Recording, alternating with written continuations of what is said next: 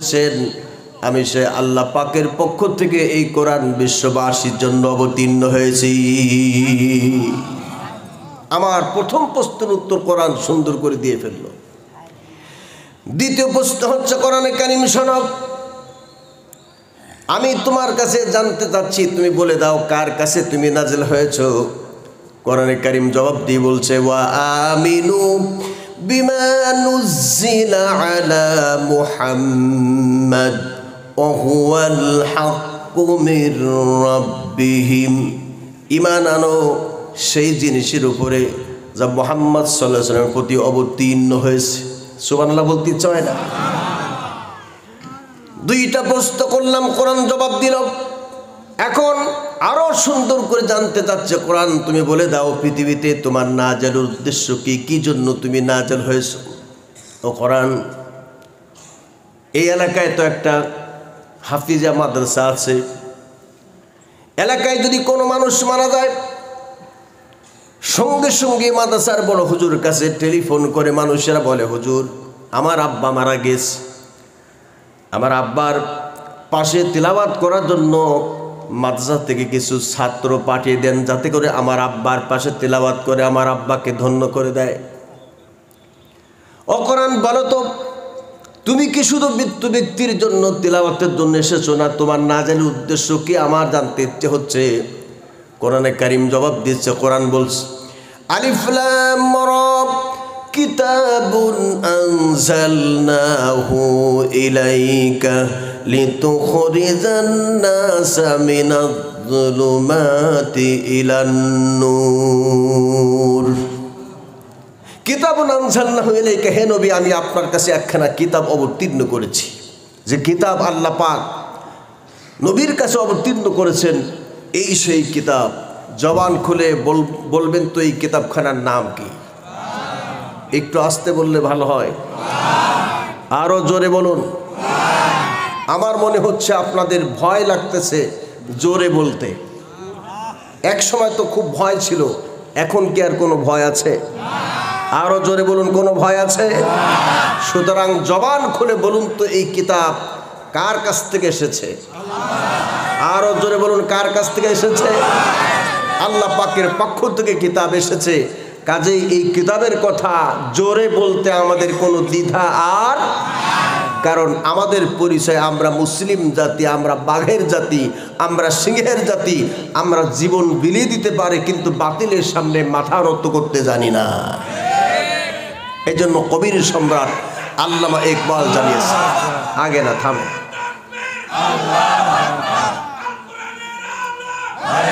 আল্লামা ইকবাল বলেছেন, আল্লামা ইকবাল বলেছেন বাতিল সে দবনে ওয়ালে, বাতিল সে দবনে ওয়ালে আয়ে आसमां नहीं हम सोबर कर चुका है तू इम्तिहान हमारा। কবি বলেছেন এই পৃথিবী 100 বার টেস্ট করেছে মুসলমানদেরকে। এই মুসলমানরা জীবন দিতে পারে, তবে মুসলমানরা কোনো বাতিলের সামনে মাথা নত করা জাতি নয়। আমার সাথী আর ভাইরা, আমরা কি কোনো কাফের মুশরিকের সামনে মাথা নত করে আমরা কি গোলাম হয়ে মরতে চাই? আমরা যদি বাঁচতে চাই সিংহের মতো 1 ঘন্টা তর্জনার গর্জন দিয়ে বাঁচতে চাই, কিন্তু বিড়ালের মতো 1000 বছর বাঁচার স্বপ্ন দেখি না। কারা কারা 2 হাত উঁচু করে দেখাই।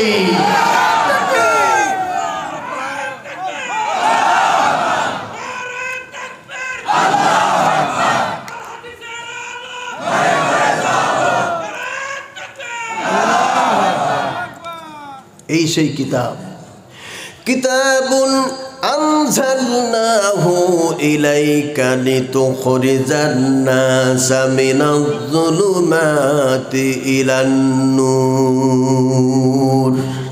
হে নবী আমি আপনাকে একখানা কিতাব দিয়েছি, আপনার দায়িত্ব হলো লিতুখরিজান নাসা মিনাজ-যুলুমাতি ইলান নূর। আপনার দায়িত্ব হলো অন্ধকার থেকে মানব জাতিকে আলোর দিকে টেনে বের করে নিয়ে আসবেন। সেই অন্ধকারটা কি?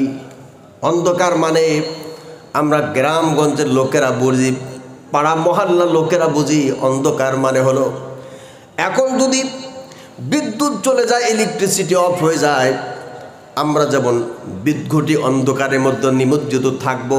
আল্লাহ পাক বুঝি এমন কোন অন্ধকারের কথা বলেছেন? তাহলে অন্ধকার কি? অন্ধকার মানে হলো এই পৃথিবীতে আল্লাহর হুকুম বাদ দিয়া মানুষের জন্য যত আইন কানুন হুকুম পদ্ধতি তৈরি করেছে, এই হুকুমকে আল্লাহ পাক অন্ধকার বলে আখ্যায়িত করেছেন। আমার আফতাবনগরের ভাইরা, শেষানিয়ার ভাইরা, সাতিয়ার ভাইরা জবাব দেন। তাহলে বর্তমান এই এলাকার রান্নাঘর থেকে জাতীয় সংসদ পর্যন্ত বর্তমান সব জায়গায় আলো না অন্ধকার? আমি আরো সুন্দর করে বোঝাচ্ছি, একটু জবান খুলে বলুন। এই মুহূর্তে যে ময়দানে বসা আছে, এই ময়দানের মালিককে? হলো না, আস্তে আওয়াজ হচ্ছে, বুঝতে পারছি না। জবান খুলে বলুন তো, এই জমিনের মালিককে? আসমানের মালিককে? হায়াতের মালিককে? মৌতের মালিককে? আপনাকে আমাকে সৃষ্টি করেছেন কে?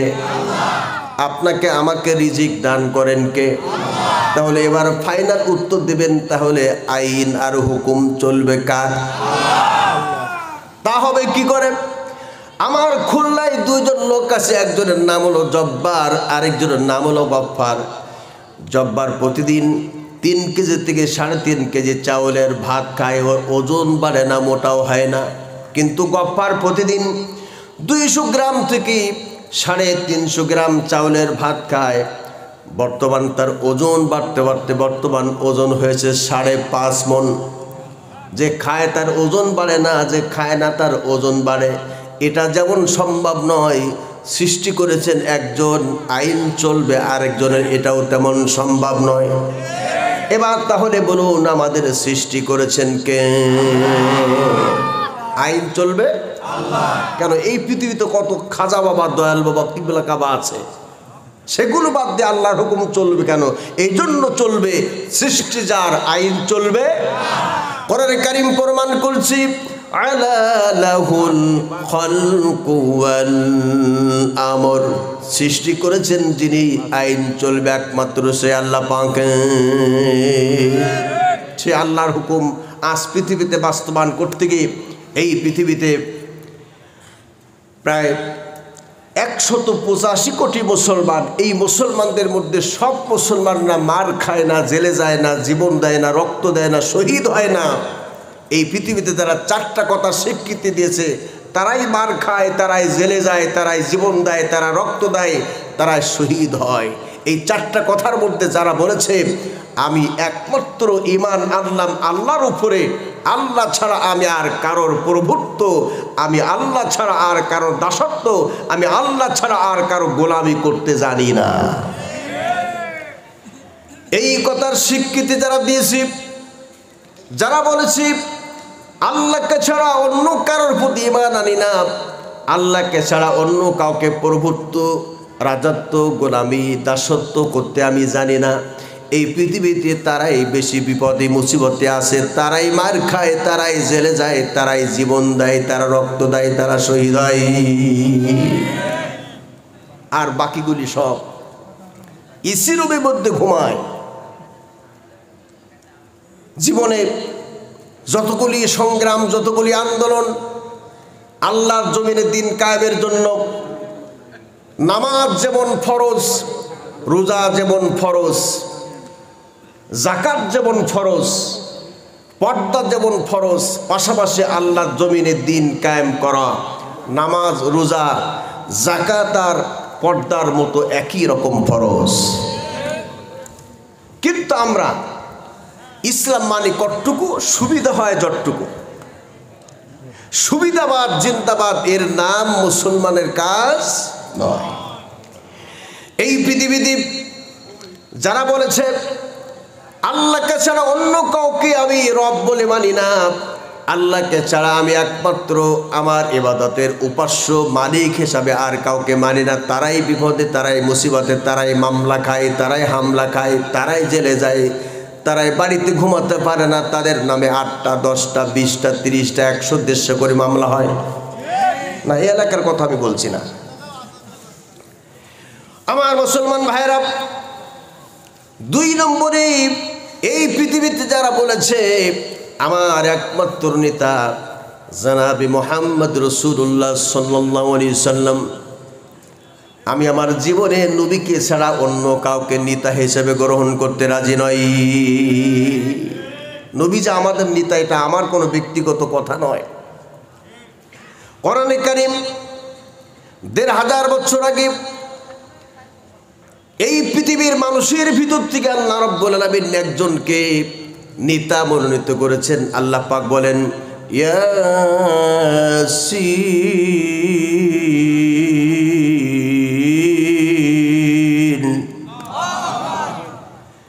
ইয়াসিন ওয়াল কুরআনিল হাকীম।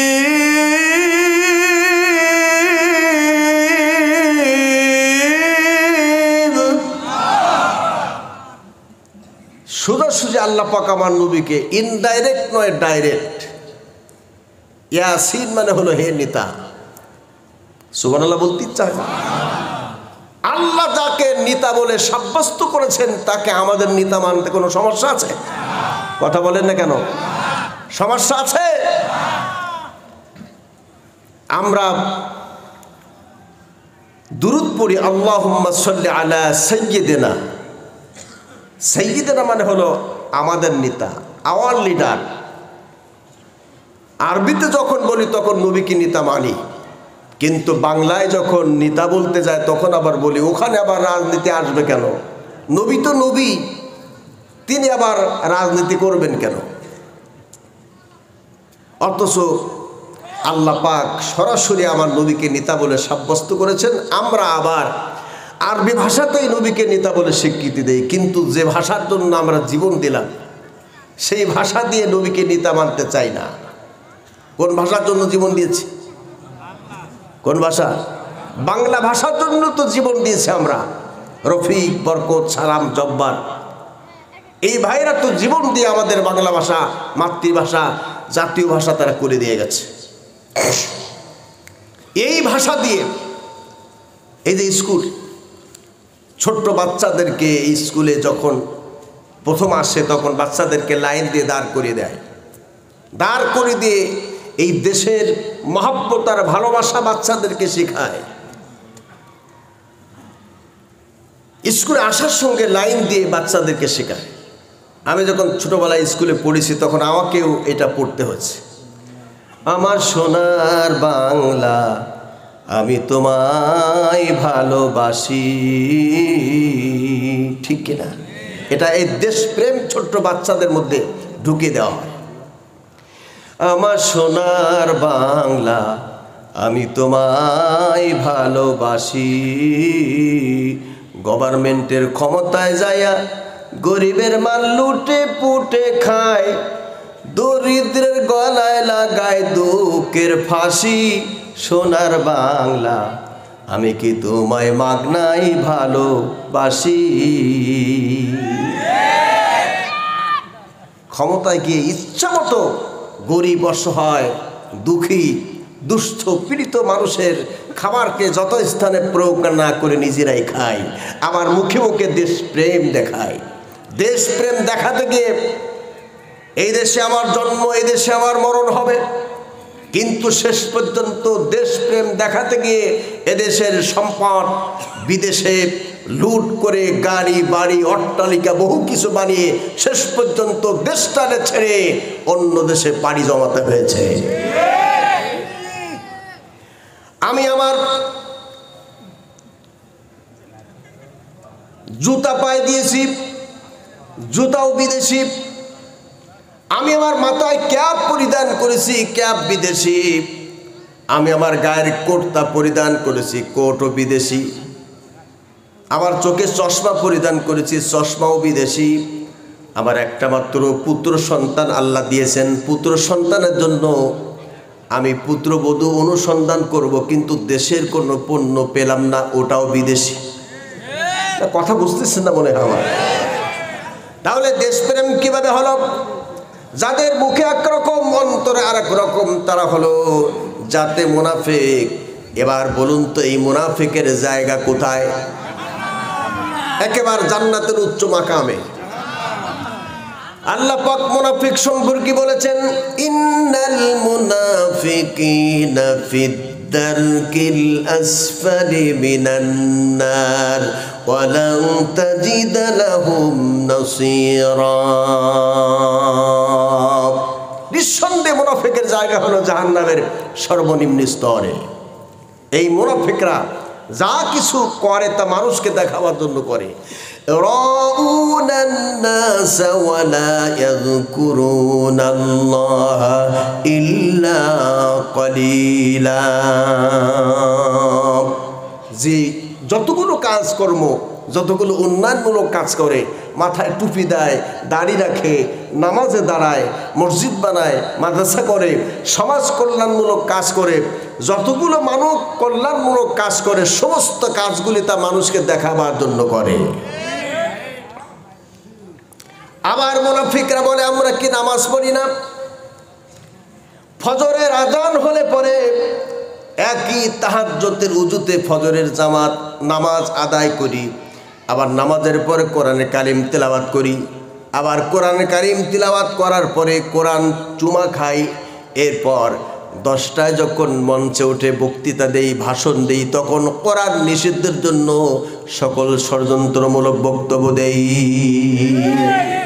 এই মুনাফিক, এই মুনাফিক,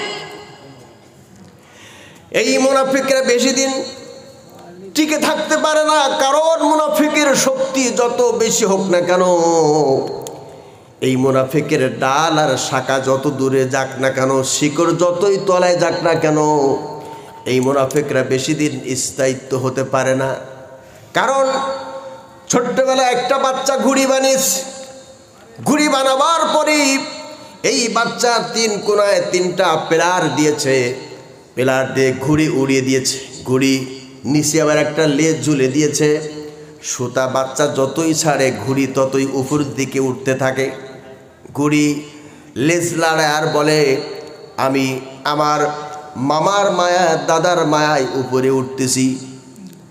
যখন সুতা ছাড়া শেষ তখন ঘুড়ি উপরে উঠে বলে আমি একবার যেহেতু উপরে উঠতে পেরেছি আমি কিন্তু এতদিন পর্যন্ত নামবো না। ঘুড়ির মালিক বাচ্চা ছেলেটি বলে তুমি তো নামবে না এই ঘোষণা দিয়েছো, কিন্তু নামতে না চাইলেও এমন একটি সময় আছে নামতে না চাইলেও তোমাকে জোর করে নামানো হবে। আমার ভাইরা, এই পৃথিবীর ইতিহাসে এমন কোনো দেশ নাই, পৃথিবীর মানচিত্রের বাংলাদেশ ছোট্ট একটি রাষ্ট্র, এই রাষ্ট্রে তো আমরা এমন দেখেছি, এমন আশা করি নাই কখনো যে এই রাষ্ট্র থেকে এক চোটে শুধুমাত্র প্রধানমন্ত্রী শুদ্ধ 300 সংসদ সদস্য পালিয়েছে তা নয়, বাইতুল মুকাররমের জাতীয় মসজিদের খতিব পর্যন্ত পালিয়ে গেছে। কথা বলেন না কেন? কারণ কেন পালিয়েছে? পালাবার পিছনে কারণ হলো কোনো সমস্যা আছে নাকি? বলতো কোনো অসুবিধা আছে? কারণ এখন তো অনেক আবার চুলকানি শুরু হয়েছে অনেকের মধ্যে। কোনো চুলকানিতে কাজ হবে না, কারণ 16টি বছর ধরে গোটা বাংলার মানচিত্র ওরা চুষে চুষে ভক্ষণ করতে চেয়েছিল। আমরা তো নীরবে বরদাস্ত করেছি। 16 বছর ভিতরে জমায় রাখা শিলাগুলি যদি আমরা বের করতে না পারি, এজমা হাঁপানি হয়ে আমরা মারা যেতে পারি। কথা বলেন না কেন? মুসলমান ভাইরা, পালিয়ে যাওয়ার পিছনে কারণ হলো এই এলাকায় সরিষা ক্ষেত আছে, আবার আম গাছ আছে, লিচু গাছ আছে। মাঝে মাঝে আমরা তো দেখতে পাই লিচু গাছে মৌমাছির চাক বাঁধে, তাই না? আমাকে একটু সহযোগিতা করেন, যেহেতু আমি তো এই এলাকায় কোনোদিন আসি নাই। সাথিয়াতে জোরগাছা সহ সাথিয়া সদরে অনেক জায়গায় আল্লাহ পাক আমাকে প্রোগ্রাম করিয়েছেন, এই জায়গায় আমি নতুন আসছি আজকের। আমাকে একটু সহযোগিতা করেন, আমি অল্প সময় আলোচনা করে প্রধান বক্তাকে তার সুললিত কণ্ঠে আল্লাহ কোরআনের তাফসির করার সুযোগ করে দিয়ে আমি নেমে যাব ইনশাআল্লাহ। একটু আমাকে সহযোগিতা করেন, আপনাদের কাছে আমি অনুরোধ করছি। আমার খুলনার ভাষা বুঝতে কোনো সমস্যা হচ্ছে না তো? ক্লিয়ার বুঝতে পারছেন তো? তো এই মৌমাছির চাক আপনারা চেনেন তো? আচ্ছা, এই মৌমাছির চাকে যদি কেউ ঢিল মারে, পাশে দাঁড়িয়ে থাকে, তাহলে মৌমাছি তাদেরকে খুব আদর করবে নাকি? কি করবে? মৌমাছির যদি কেউ ঢিল মারে, যে দাঁড়িয়ে থাকবে তার 14 গোষ্ঠী সহ উদ্ধার করে ছাড়ে মৌমাছিতে। সুতরাং কোরআন হচ্ছে মৌমাছির চাকের মতো। এই মৌমাছির চাক নামক কোরআনে যখন তারা ঢিল মারতে চেয়েছে, তার গোষ্ঠী সূত্রকে আল্লাহ পাক দেশ থেকে বিতাড়ন করে দিয়েছে। অবাক করা কাণ্ড। ও মুসলমান ভাইরা, কাজী মুনাফিকরা মুখে একরকম, অন্তরে আরেক রকম, এই কাজগুলি তারা একের পর এক করেছে। তাদের পরিকল্পনা ছিল দুইটা। আমি 2008 সালে ভারতে গিয়েছিলাম। ভারতে যাওয়ার পরে আমি যখন দিল্লি একটা রোডে সকালে হাঁটতেছি, দেখলাম আমার সামনে একটা লোক দাঁড়া দাঁড়া 2 হাত মাটিতে রেখে পা দুটি আকাশের দিকে দিয়ে ব্যায়াম করছে, আবার 2টি পা মাটিতে দিয়ে হাত উঁচু করে ব্যায়াম করছে, মাঝে মাঝে গাজর খাচ্ছে। আমি প্রশ্ন করলাম, আপনি কি করছেন? তিনি আমাকে ওই হিন্দি ভাষায় উত্তর দিলেন। উনি আমাকে বললেন, ললক পাঞ্চে দু চেজে পার মেরে জক আর শখ খায়। তিনি বললেন, ছোট্টবেলা থেকে 2টা জিনিসের উপরে আমার খুব জক এবং শখ। আমি বললাম, ও দু চেজে কোন হে? সেই 2টা জিনিস কি? তিনি বললেন, এক খেলনে কা, দুসরা খানে কা। এক হলো আমার খেলাধুলা করা, আর এক হলো খাওয়া দাওয়া করা। বাংলাদেশে আসলাম, আসার পরে শুনলাম এদেশে এমন এক জগদ্দল পাথর ক্ষমতায় বসেছে। বসার পরে 2টা এজেন্ডা বাস্তবায়ন করতে চেয়েছিল। এক হলো তথাকথিত জাতির পিতার নাম ধারণ করে গোটা জাতিকে বুঝাতে চেয়েছিল জাতির পিতা ইব্রাহিম নয়, জাতির পিতা আরেকজন। না, আমি নাম বলতে চাই না। যাদের বয়স 18, 20, 25, 26 বছর বয়স যাদের হয়েছে, তারা কিন্তু অনেকেই মনে করবে আসলে জাতির পিতা নামে মনে হয় আর কেউ নাই, জাতির পিতা তো আমাদের দেশেই। 2 নম্বর এদেশের ইসলামের শিকড় পর্যন্ত তারা তুলে ফেলতে চেয়েছিল। 1 নম্বর হলো বাপের পূজা করা, 2 নম্বর ইসলামের শিকড় তুলে ফেলা। এই 2টা এজেন্ডা তারা বাস্তবায়ন করতে চেয়েছিল। 2টা জিনিস বাস্তবায়ন করতে গিয়ে এবার একটু বলুন তো আপনারা, মুসলমানের জাতির পিতা কি বছরে বছরে পরিবর্তন হয় নাকি? জবান খুলে বলুন, মুসলমানের জাতির পিতার নাম জানে কি? মিল্লাত আবিকুম ইব্রাহিম,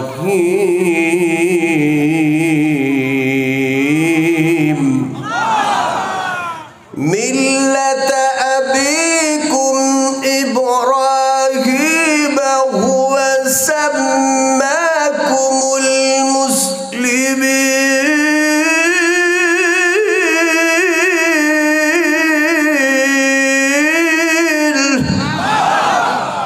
আল্লাহ পাক বলেন, হো মুসলিম জাতি, তোমাদেরকে তোমাদের পিতার নাম রেখেছে মুসলমান বলিয়া।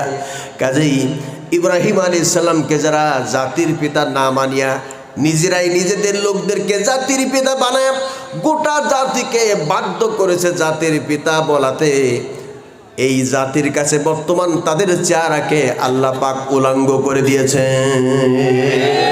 আমার মনে হয় গত বছর এই মাহফিল করতে গিয়ে পাবনা ডিসি, এসপি, সাতিয়ার ওসি সহ সবাইকে 2.5 কেজি থেকে 3.5 কেজি গাওয়া ঘি মাখাতে হয়েছে। তারপর মাহফিলের অনুমতি আপনারা পেয়েছেন। আর এবছর মাহফিল করতে গিয়ে ডক্টর মোহাম্মদ ইউনূস বাংলাদেশের জন্য আল্লাহ পাকের পক্ষ থেকে সামথিং একটা নিয়ামত আল্লাহ দিয়েছেন। উনি ক্ষমতায় আসার পরেই বলেছে কোরআনের মাহফিল করবে, তা অনুমতি কার কাছ থেকে নেওয়া লাগবে? আমরা কত কষ্টের মধ্যে ছিলাম। আমরা যেখানে কথা বলতে গিয়েছি বক্তার গলা চেপে ধরেছে আর দুই পাশ দিয়ে বলেছে, আপনি যা বলবেন কোরআন আর হাদিস সমন্বয় করে বলবেন, কোরআন হাদিসের বাইরে কোনো রাজনৈতিক কথা বললেই কিন্তু খবর আছে। এমন খবর কি, আমি আল্লাহর ছোট্ট গোলাম এ কোরআনের কথা বলতে গিয়ে 8 বার আমি গ্রেপ্তার হয়েছি।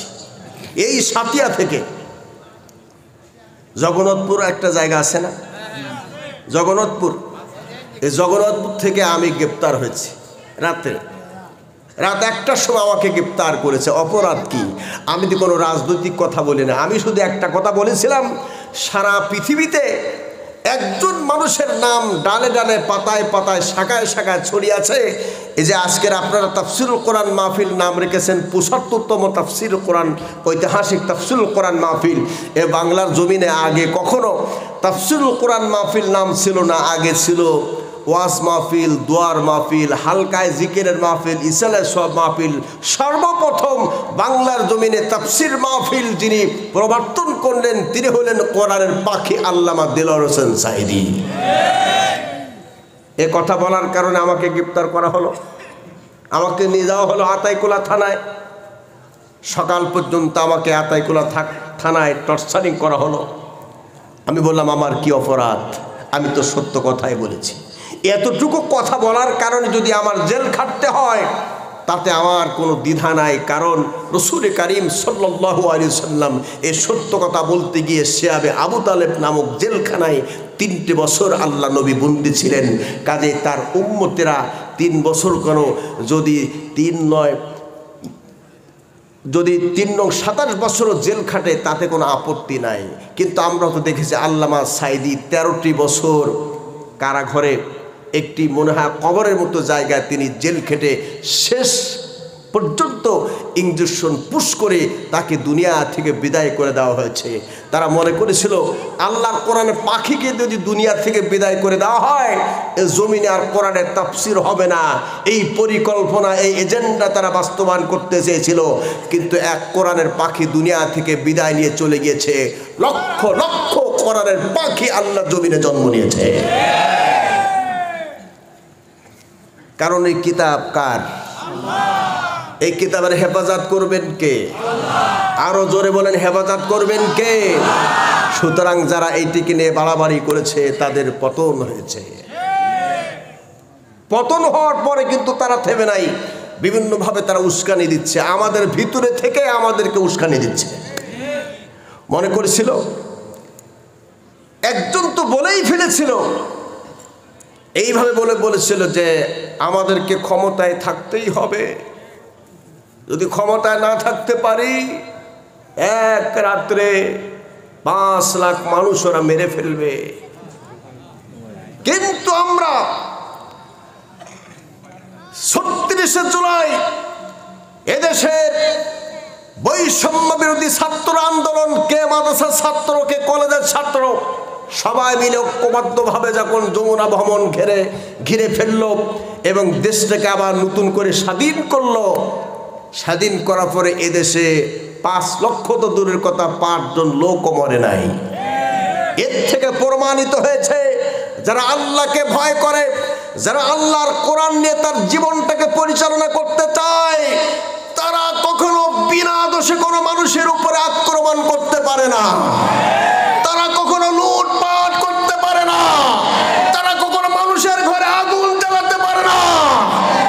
এ বাংলার জমিন তাই স্পষ্ট মানুষকে দেখিয়ে দিয়েছে। আমরা তো তখন দেখেছিলাম কিছু করলেই দাড়িওয়ালা টুপিওয়ালাদের উপরে দোষ চাপানো হয়েছে। দোষ চাপাতে চাপাতে এমনকি বাড়িতে ঘুমাতে পারে নাই, আম বাগানে, লিচু বাগানে, সবেদা বাগানে, পেয়ারা বাগানে, কাশে বাগানে পালিয়ে থেকে জীবন কাটিয়েছে। 5ই আগস্টের পরে আবার আপন ঘরে ফিরে আসছে। আল্লাহ পাক বলেছেন, আমি তোমাদেরকে কিছুদিনের জন্য ছাড় দিলাম, এই জন্য যাতে করে তোমরা সবাই ঐক্যবদ্ধ থাকতে পারো। সুবহানাল্লাহ বলে না? আমরা ঐক্যবদ্ধ থাকতে চাই। আমরা নিজেদের মধ্যে সামান্য কোনো বিষয় নিয়ে ফাটল সৃষ্টি করতে চাই না। ফাটল যদি আমরা সৃষ্টি করি তাহলে ওই জালেম জগদ্দল পাথরের গোষ্ঠী কিন্তু আবার মাথা উঁচু করে দাঁড়িয়ে আমাদের উপরে আগের মতো আবার সেই নির্মম অত্যাচার চালাবে। আমরা যদি সবাই ঐক্যবদ্ধ থাকি, আমরা যদি সবাই সীসা ঢালা প্রাচীরের মতো ঐক্যবদ্ধ থাকি, আমার মনে হয় আগামী 100 বছরের মধ্যে জগদ্দল পাথরের গোষ্ঠীর কোনো খবর বাংলাদেশে আর হবে না।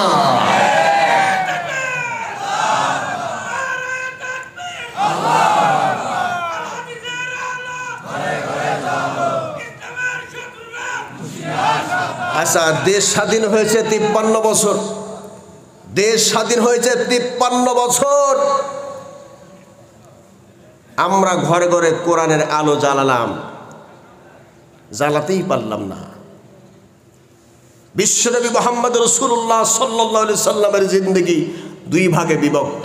একটা জিন্দেগি হলো মাক্কি জিন্দেগি, আর একটা জিন্দেগি হলো মাদানী জিন্দেগি। রসুল মাক্কি জিন্দেগিতে দাওয়াতি কাজ করেছে, খুব খেয়াল করেন। মাক্কি জিন্দেগিতে দাওয়াতি কাজ করে, সে দাওয়াতি কাজ আমাদের দেশের অনেক লোকেরা করে।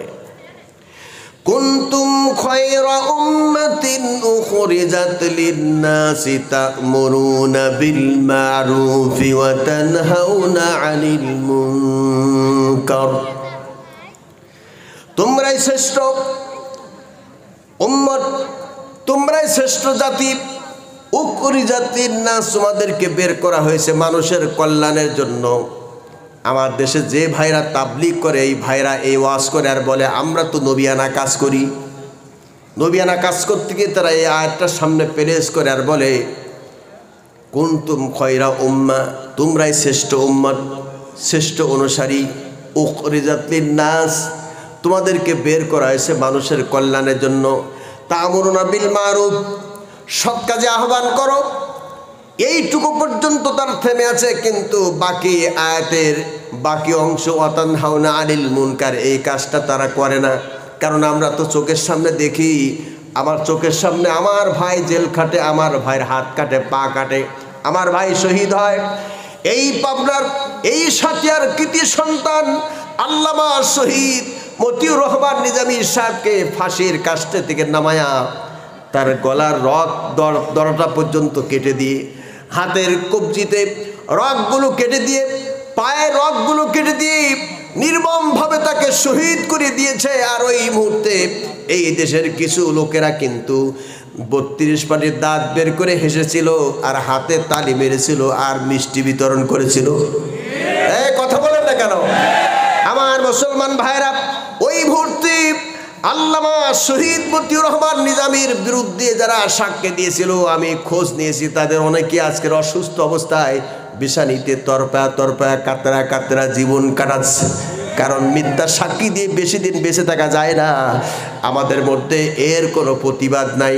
আমরা কিন্তু তাবলীগওয়ালা ভাইদের মতো করে মসজিদে দাওয়াত দেই। যেখানে দাওয়াত দিতে যাই সেখানে ওই গ্রামের লোকেরা, এলাকার লোকেরা আমাদের উল্টা করে মুরগির রান অথবা আমাদেরকে বিরিয়ানি রান্না করে করে আমাদেরকে খেতে দেয়। ওই যে দাওয়াত দিতে গেছে ভালো, তা'মুরুনা বিল মা'রুফ, আমরা মানুষকে সৎ কাজে আহ্বান করছি। কিন্তু আমার ভাইরা, আর এক শ্রেণীর লোক আছে মসজিদের কোনায় বসে বসে আল্লাহ বিল্লাহ জিকির করতে করতে কারোর পায়জামাও থাকে না, লুঙ্গিও থাকে না। আবার কেউ জিকির করতে করতে বাঁশ বায়া ঠেলে ওঠে। এত বাঁশ বায়া প্রেম আর এস্ক নিয়ে যে আপনি বাঁশ বায়া ওঠেন, জীবনে কোনোদিন দেখলাম মাদার গাছ বেয়ে কখনো ওঠে? কারণ মাদার গাছে তো কাটা আছে, কাটা গাছে তখন পাগল হয়ে কেউ ওঠে না। এই কথা বলেন না কেন আমার ভাইরা? মসজিদের কোনায় বসে বসে জিকির করতে করতে আমি কোনো নিষেধ করি না, আপনি জিকির করেন। তবে জিকির করার পরে এবার আল্লাহর কাছে 2টা হাত ধরে চোখের পানি ছেড়ে দিয়ে কি সুন্দরভাবে কান্দে, যতন রে মানুষ আল্লাহ বানাইয়া কেমনে দিবা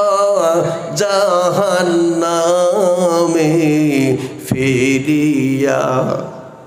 আল্লাহ তওবা কইরা আবার তওবা ভাঙ্গিলাম, অবশেষে তওবা নসুহা করিলাম। আল্লাহ তুমি যদি মাফ না করো বান্দারে, বান্দা বলো যাবে এখন কার কাছে। আল্লাহ বলে সিটারি করার জায়গা তুই কি পাইলি না?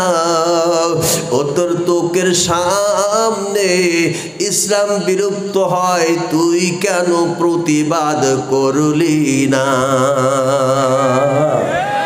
কথা বলেন না কেন?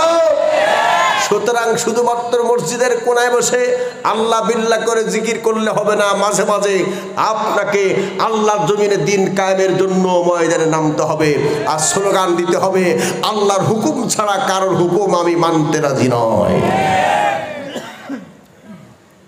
আমার ভাইয়েরা, আমি নবীকে নেতা মানবো কেন?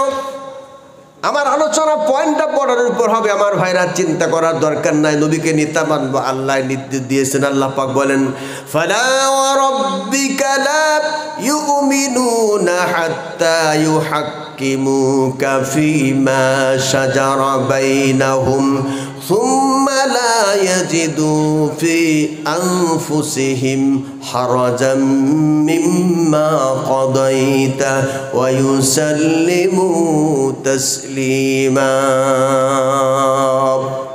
আল্লাহ পাক বলেন, যতক্ষণ পর্যন্ত তোমাদের মারামারি হানাহানি কাটাকাটি, সমস্ত মারামারি হানাহানি কাটাকাটি এর সমস্ত সমস্যার সমাধানের দায়িত্ব তোমাদের নেতা তোমাদের নবীর উপরে অর্পণ না করবে, ততক্ষণ পর্যন্ত তোমরা কখনো মুমিন হতে পারবে না। সুতরাং নবী আমার একদিক দিয়ে আল্লাহর কাছে বিচার, আল্লাহর পক্ষ থেকে বিচারক, আরেক দিক দিয়ে তিনি আমার নেতা। খুব খেয়াল করেন, বিশ্বনবী জনাবে মুহাম্মদ রাসূলুল্লাহ সাল্লাল্লাহু আলাইহি সাল্লাম বলেছেন, কান লাগান, আল্লাহ নবী বলেছেন আমার ইন্তেকালের পরে এই পৃথিবীতে কোনো নবী হবে না, তবে নবী আসবে। আনা খাতামুন নাবিয়্যিন লা নাবিয়্যা বাদি।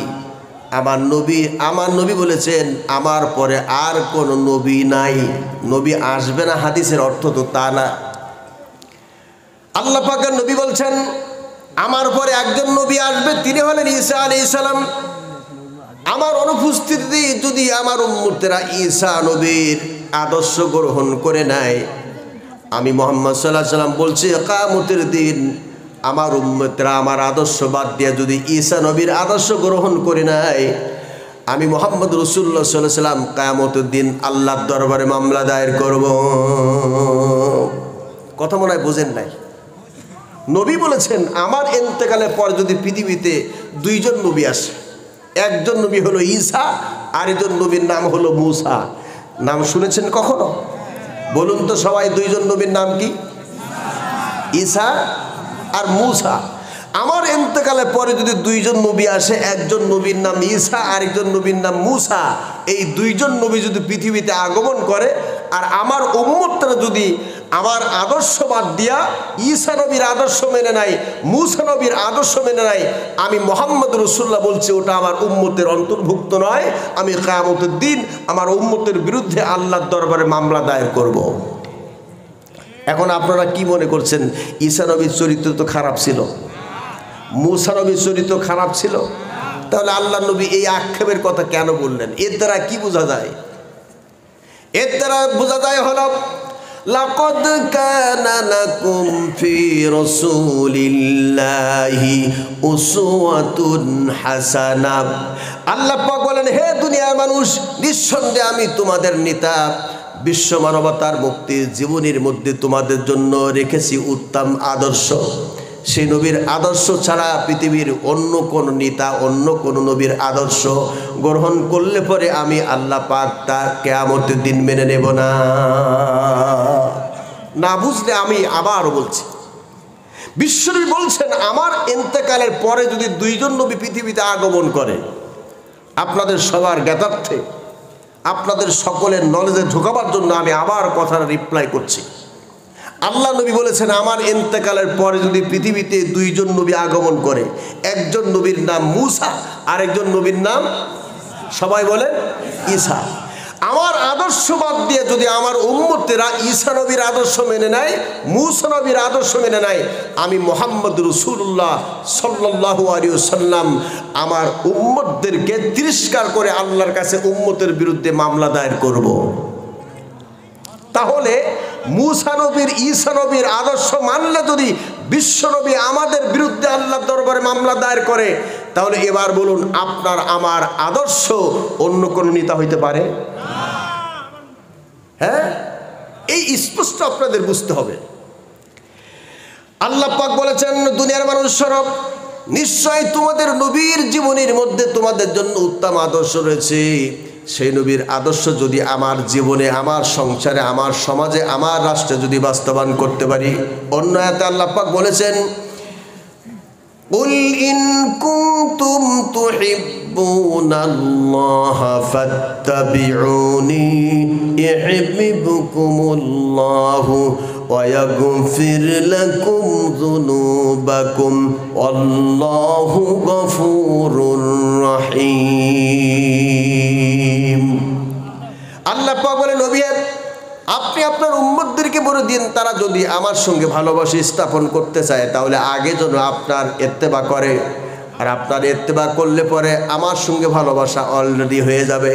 আর আমার সঙ্গে যদি ভালোবাসা হয়ে যায়, আমি আল্লাহ পাক ঘোষণা করছি, ওয়াগফির লাকুম যুনুবাকুম আল্লাহু গফুরুর রহিম, আমি আল্লাহ পাক তাদের জীবনের সব গুনাহ মাফ করে দিব।